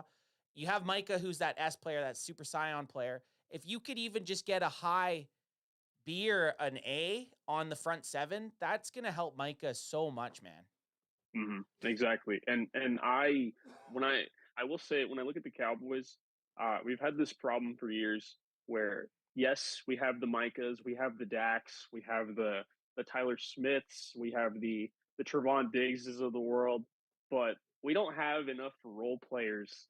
Like, and when we do have them, they don't see the fucking field, dude. Juanye Thomas, Yep. Sam Williams, guys like that need to be on the field. And now I will say this. Sorry for I do want to say this before I continue. But we do need more from Micah. Okay. I had the same stance with CeeDee Lamb, so people know I'm not being consistent. And nobody listening to this right now can tell me shit about Micah. I'm the OG Micah fan. So whenever I say something about Micah, it should be listened to because Micah's my favorite fucking player. Okay. Yep. Micah, we need more.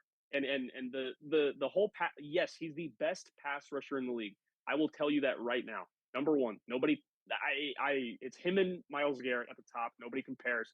Got it. But when you can't defend the run nearly as well as anyone around you, there's a problem. Because yes, you're a great pass rusher, but what happens when teams start scheming around you? What happens when you get doubled plus chipped and you get neutralized as a pass rusher and they start coming at you in the run game? That now you're borderline useless because you can't rush the passer and you can't stop the run. Well, that's what's happened with them second half of the season, right? Second half of the season, that's exactly what happens to them. It's not even just about the second half of the season. It's been happening since last year. In big games, I've never seen teams attack Aaron Donald. I've never seen a Matt LaFleur go after Myles Garrett because that makes no fucking sense. They go away from them. When you watch a Shane Steichen last year, you were watching them go at Micah. You were watching in the playoffs Matt LaFleur go at Micah. You were watching Kyle Shanahan go at Micah. You were watching Brock Purdy take fucking massive dropbacks and throw it with all the time in the world. Yes, our secondary sucks. Yes, Daron Kearse is overrated, but you need Micah you can't have it all day. Sorry, I lost my train of thought. You can't have all day when you have a Micah Parsons on your team, and you can't have teams basically bullying your guy. You get what I'm trying to say? Definitely. So with definitely. Definitely. So with that though, like, because I've changed my opinion about drafting an edge rusher. I was an edge, a pure edge, or someone who's coming in as an edge rusher, because I was like, man, it's just not a huge need. But through this conversation, and also from just like the last couple of weeks of self-reflection, looking in the mirror, crying. You know when you look at yourself crying and you just want to cry harder? Yeah. And you go to wipe. I did that before I came over here. Yeah, you go to wipe your tear off the mirror image, but it doesn't work. I kind of come around to being like, okay, well, if we do, like, does drafting, obviously, just like in a vacuum without taking in context, it's like, well, Cowboys have a bad run stopping ability. We need to help that out by either getting a linebacker or a DI to help plug this, or even a DN. Yeah, but that's where my mind starts going. Is like, well, what if it's just that Micah is getting blocked out, and we want to have two problems for that line to solve? Oh, for sure. Right? Does that help to correct some of those run issues? 100% it does. 100% it does. Okay. And that's No, sorry, Def, you go. Sorry, you go. No, you go ahead. No, you go. No. I was just going to say real quick, that's why I wanted, a couple of years ago, that's why I wanted the George Karlaftis so bad, because George Karlaftis does both things so well. If you leave George Karlaftis one-on-one, you're getting your ass whooped. But also, in the run game, you better not run his direction because he does both so fucking well. It's not even funny. I mean, he's taking he's taking advantage of Chris Jones double teams so well, and you can tell when you watch Chiefs games. It is always Karlaftis making a play on a big down if it's not Chris Jones, because Chris Jones takes advantage. We don't have anyone that takes advantage of Micah's attention, and that's why I don't want to be so harsh on Micah, just like I didn't want to be harsh on Lamb, because last year Lamb was the only guy. We only had Noah Brown. That's fine, but I still, in my mind, I'm like, yes, you do have these excuses, but I need more. Same thing with Micah. Yes, you have these excuses, but I still need more. So kind of going back to one of your first comments about Brandon Cooks being a bit mid, CeeDee Lamb having the type of year he had, do you think Brandon Cooks was a major contributor to that? So Brandon Cooks didn't really show up until like week 7 on it, like, right? So having Cooks on the field as another CeeDee Lamb didn't really show up till week 7. Right. I guess to be honest, you're right. And I don't know if it was CeeDee Lamb, but maybe Dak Prescott didn't show up till week 7. But you look at the stats of the offense from week 1 to 6, opposed to week 7 to 18. Because like with Amari Cooper, sorry, go ahead. No, you go ahead. I'm sorry. I was gonna say, like, well, because Amari Cooper being on the team and having that veteran type of route runner on there, and then we got rid of Amari Cooper. CeeDee Lamb was what, his first? He had 1 year with Amari Cooper before Amari got traded off. 2. Was it 2? Okay, so well, he had 2. He had 1 with the starting quarterback though. Yeah. Right, exactly. Great point. So you have CeeDee Lamb had like 3 years of kind of like very shake up. Am I the one guy? You're still trying to learn. Well, and he wasn't a number in his first 2 seasons. I mean, he wasn't the number 1. Yeah, should have been. But Deffy's saying last year where they get rid of Amari Cooper, it's like you are the one. And now you are the one. And he's the one. And correctly, he settled into that now. So the expectation next year is you continue that, but still fixing him with a true number 2. And look, there was a not a lot, but a handful of deep passes to Cooks that were overthrown, or maybe Cooks just didn't run that route out fast enough, whatever the issue might have been. I mean, do you give any leeway to Cooks for that? Like, do we keep Cooks going into next year? Here's the thing. You have 100%. You have him. You do keep. I mean, I'm not saying get rid of Brandon Cooks. Brandon Cooks as a 3 will be awesome. Yeah. Don't get me wrong. But as for Cooks being responsible for what Lamb is doing right now, he's not. It definitely helps a little bit. But what Lamb was doing last year, like to begin the year, just he was average. He wasn't like what Richard Sherman was saying in week 5 was actually accurate last year. Okay, yeah. He was not a Brandon Ayuk at the time. Let me rephrase. He was not a Jamar Chase at the time. He was AJ not Brown a at Justin the time. Jefferson at the time. AJ, yes, but now CeeDee Lamb is playing perfectly fine. For me, it hit me from the Packers game last year and forward. That's when I was like, okay, that's who I've been waiting to see. That is what I've been asking for, and I'm still waiting for that from Micah. But as for Lamb, like losing Amari didn't really matter. Losing Amari didn't really matter that much because he got more opportunities. Plus, we had a run game last year. This year, it's a little bit flipped because we didn't really have a run game, but there was also Cooks next to him. But at the same time, he's also getting a shit ton of targets because Mike McCarthy realized halfway through the year that he had an all-pro receiver. I don't think it's a Dak thing. I don't think it was a Mike I don't think it was a Dak thing. I don't think it was a Lamb thing. I think it was a Mike thing until week 5. Once week 5 happened, week 6 and on, everything changed. That's a good take. I like that. It was kind of like the epiphany of the season. Like, okay, we got. And they've admitted that before. Yeah, and we've talked about it here. We're like, he should be getting 10 targets minimum a game, like minimum. Like, especially in that offense where there was, besides, I'd say Fergalicious was probably the second breadwinner. But besides CeeDee Lamb, like, why would you waste a target at anyone else other than just trying to go to him? Really. And when they did that, it worked. So I do like that. Exactly.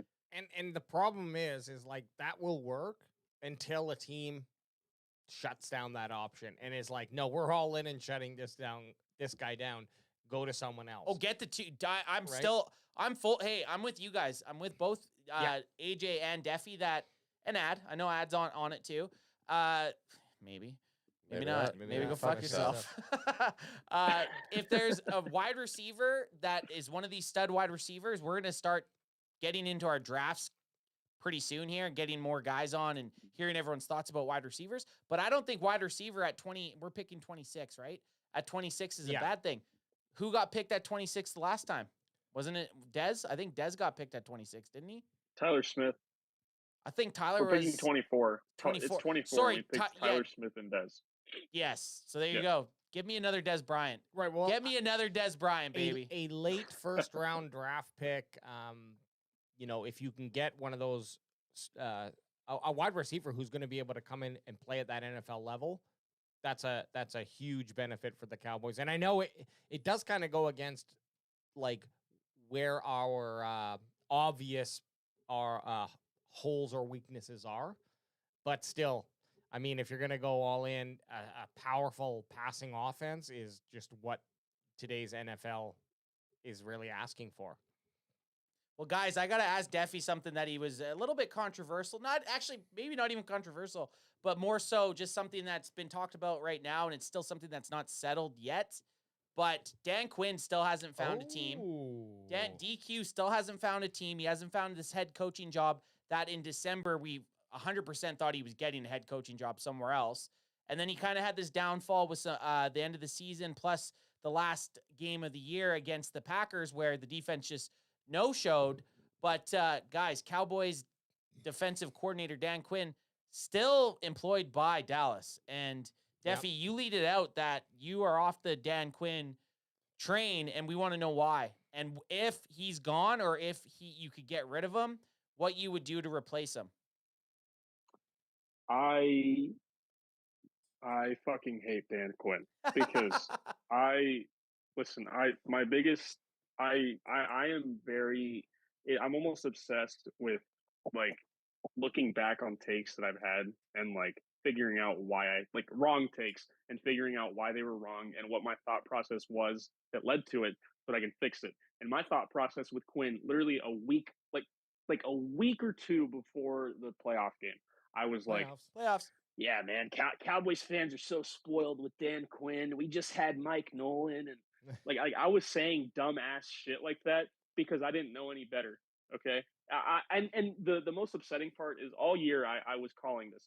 All year I was like, why is it always Mike McCarthy's fault? Why don't we talk about Dan Quinn getting fucked in the face by Seattle? Why don't we talk about our run defense getting destroyed by James Cook? Why is it always Mike McCarthy? Yep. And it kind of defending Mike so much and being the only person it felt like to critique Quinn made me feel like it made me start to spite Quinn because I was so tired of people constantly making excuses for him.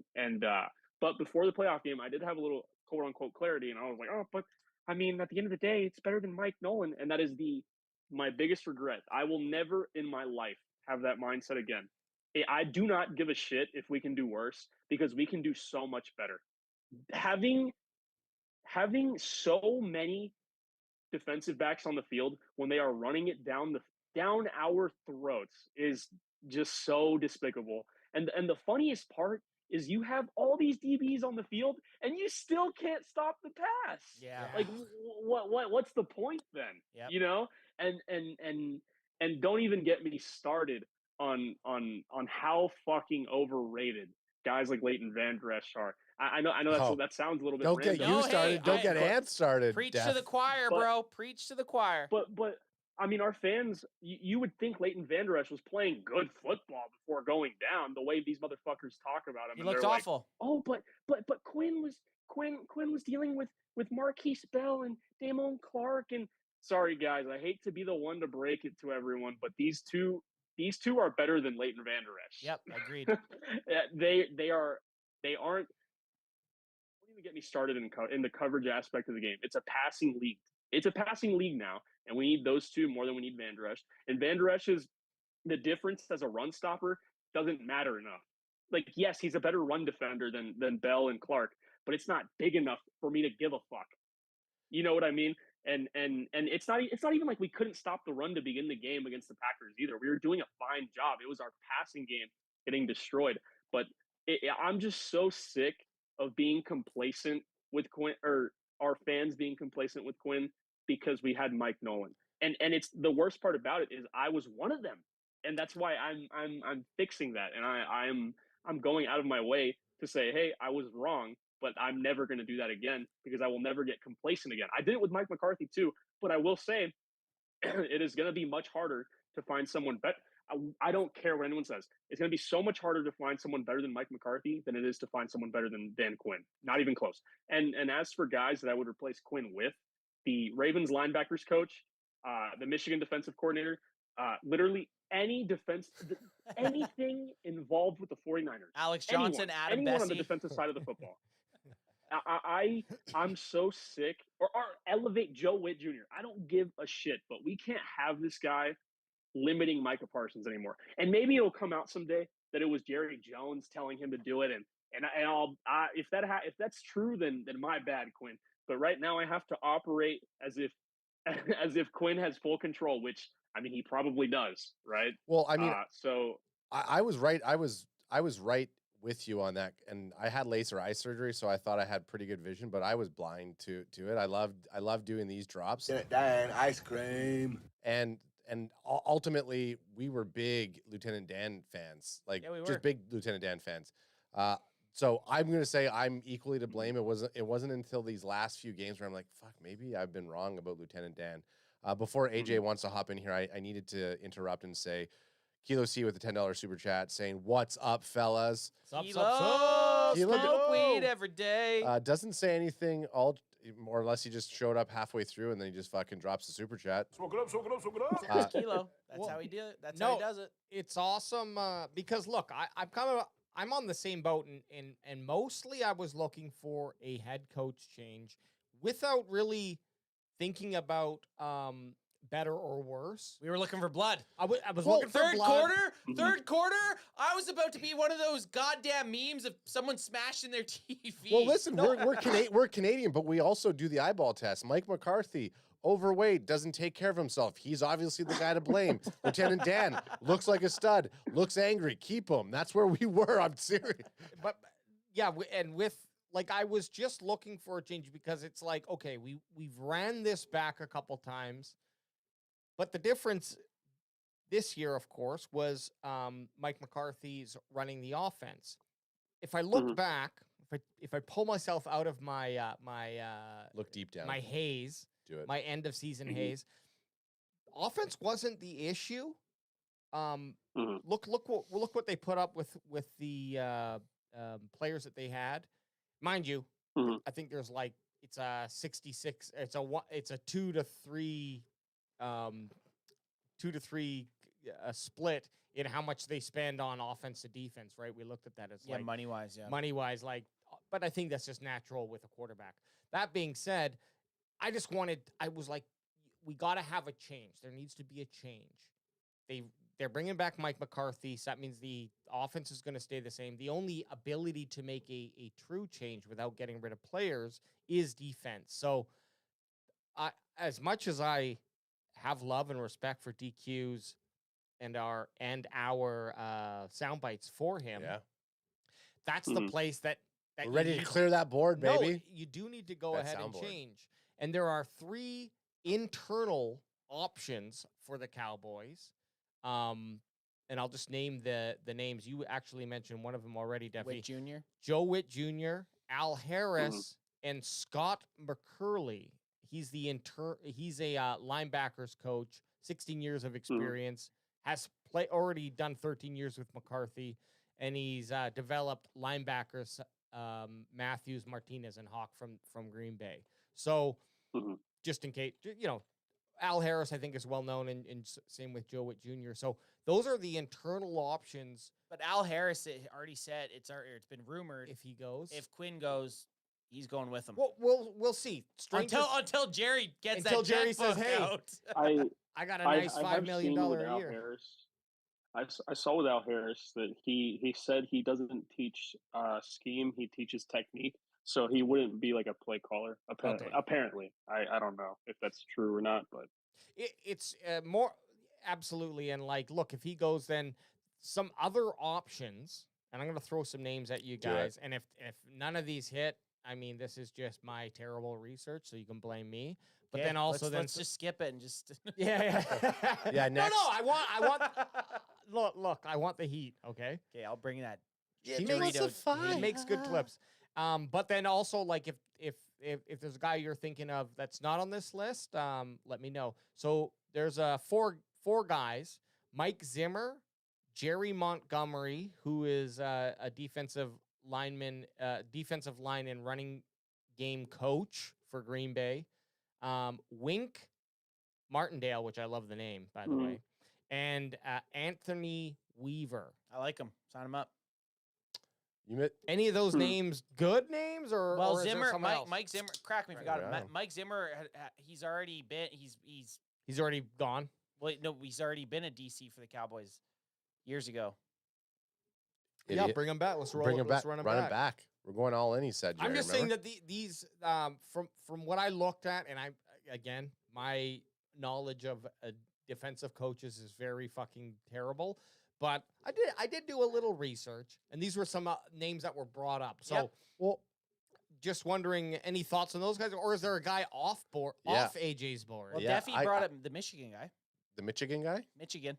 We've The already Michigan guy. and everyone in chat keeps making the joke that we only draft Michigan players in the first and second round, so maybe we shouldn't get anybody from Michigan this time coming out. Well, I know someone who's off board that I think it might have been even Deffy who posted about it as an HC job. What about HC is not? I know an option.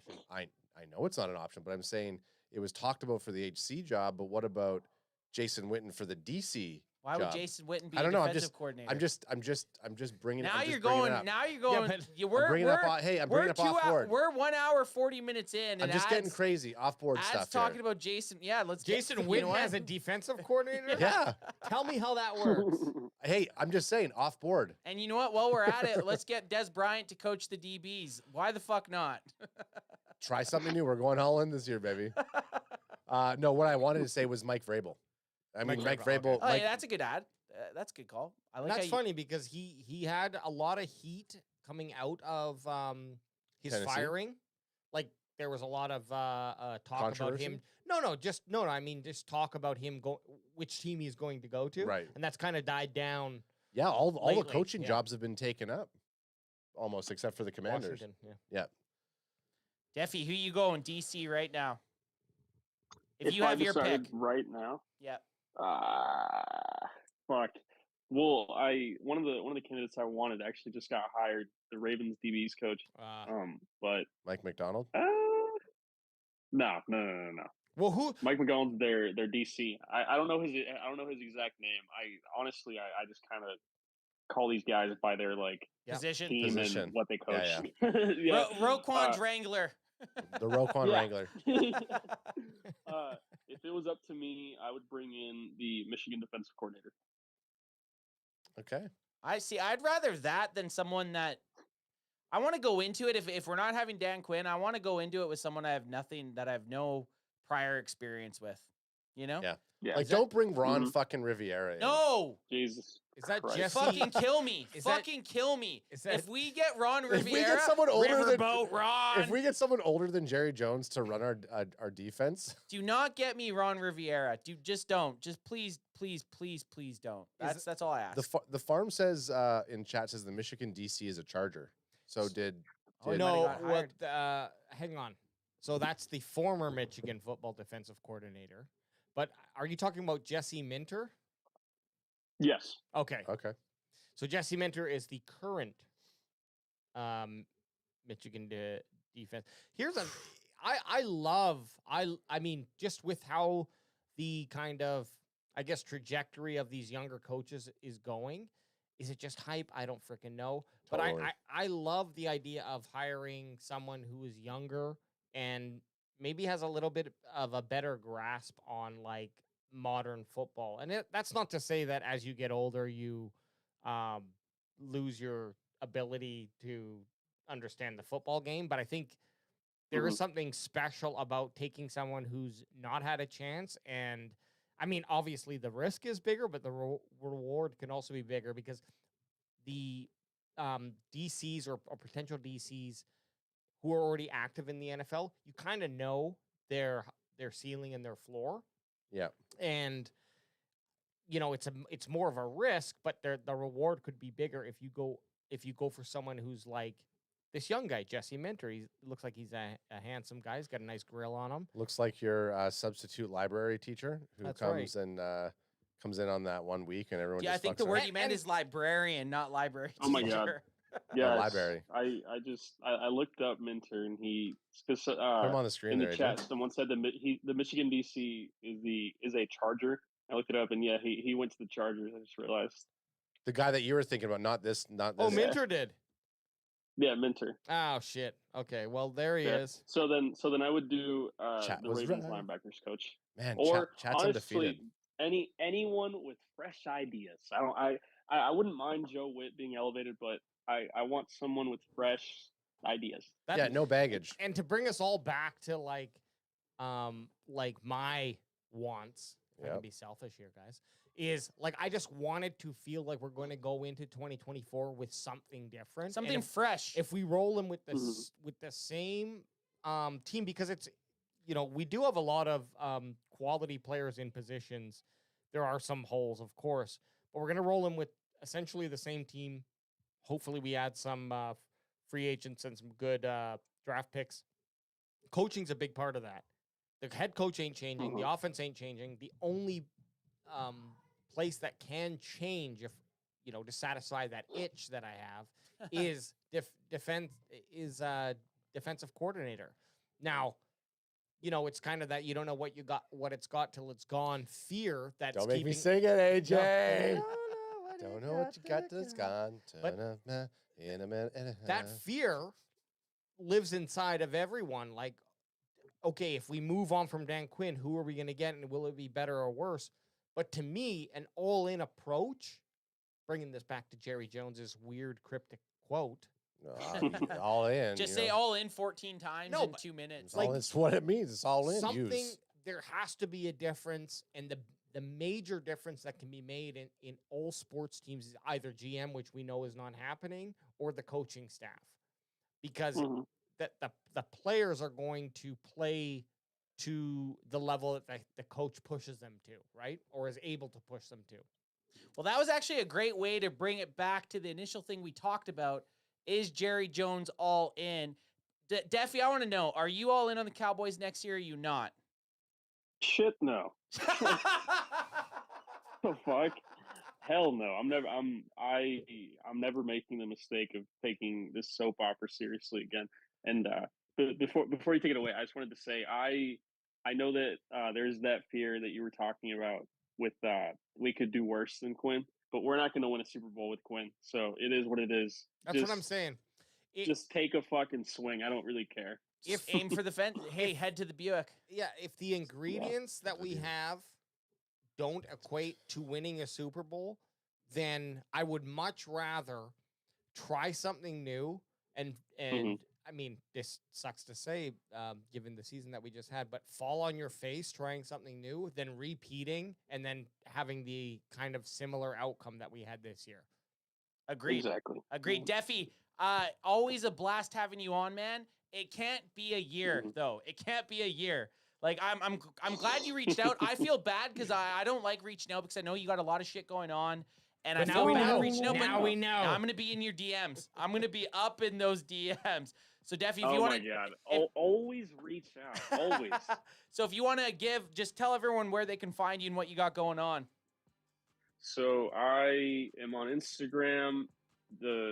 My @ is on the bottom right corner of your screen. Deffy Talks Cowboys. I just go over, I talk about stats, talk about personal opinions. If there's a chance, I'll respond to you if you comment some dumb shit. So don't say some shit without researching it first. I'm also on Twitter, Deffy Talk Cowboys, no S, because Twitter only lets you have 16 letters. Fuck Twitter. I just talk about random shit on there. But yeah. So That's I, pretty much it. IG's your flavor. Daffy's a great follow if you want kind of to have someone who has not only up-to-date information, but throws a little bit of their own perspective into that updated And humor. information. Humor's important. Well, humor is important in my mind. Look, if you, I mean, this is my third year in Cowboys Nation as an official Cowboys fan, and I'm already vibing out on how it goes. End year of the to year. third year. End because of we're the coming third in. year, We're yeah, coming into yes. our fourth crusty year as a show. Speak Yeah. for yourself, bitches. As Hell a yeah. show. But Speak for As a yourself. show. Daffy- Speak for yourselves, bitches. As a show. Antspin has been I would say warning us or like just telling us, hey, this is how it is. This is how it is. You guys are getting used to it. I keep telling him, Duffy, I'm like, well, you guys got 3 heartbreaking playoff losses under your belts now. Like you're Quick as fuck. Yeah, I was like, I wanted us to win a Super Bowl in the first year of them watching or us having the show, but I was like, but then that's just what Then they we would don't get the full That's what they would experience. expect all the time. We get all the way to about to go the full fucking grand slam, and we just fucking splooge out Can't before. splooge it. Before you call us out there, Anth, Gus with a nice super chat of another $5 saying, "Deffy, I'm pregnant." Oh, Oh my So- god. it's yours, Daffy. I know. What's the at? It's Like, it's what's their name? GR7 Network, so we call him Gus because we met him in at SoFi. But I wonder what he's gonna name it. But Deffy always. oh, what's the name of the baby? Yeah, Deffy, always a blast having you on. Bandwagon boys, you know we're going to be back. Are we going to do a show this Sunday? We don't know. There's no football. Guess what? Maybe not. Maybe not. Go Maybe fuck yourself. All right, Can Fan Nation. We out, and all the Can Fan maniacs out there, we done. Son, crack 'em if you got 'em. Crack 'em if you got 'em! Crack him if you got him. Oh. Oh, that was the end of the song. Hang on, there we go. Bring it back for the outro, baby. I thought that was the outro. That was the outro.